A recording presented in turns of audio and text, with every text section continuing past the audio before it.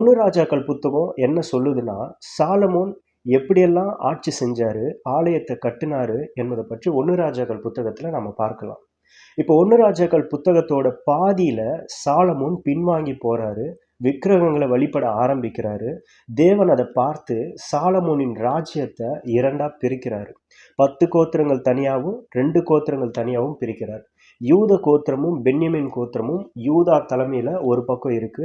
இது யூத தேசம்னு சொல்லுவாங்க. இதுக்கு தலைநகரம் எருசலேம். மற்ற 10 கோத்திரம் எப்ராயிம் தலைமையில இஸ்ரவேல் தேசமா இருக்கு.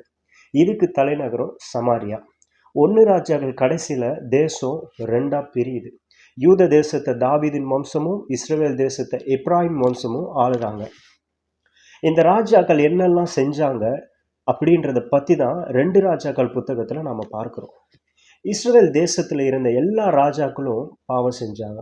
யூதாவுடைய ராஜாக்களோட ஆரம்பத்துல இந்த ராஜாக்கள் நல்லா தான் இருந்தாங்க. ஆனா இஸ்ரவேலர்களை பார்த்து இவங்களும் கர்த்தரை விட்டு பின்வாங்கி போயிட்டாங்க. இதுதான் வேதம் சொல்லுது, சியோன் குமாரத்தியே உன் சகோதரியை பார்த்து வேசித்தனம் பண்ணினாய்ன்னு.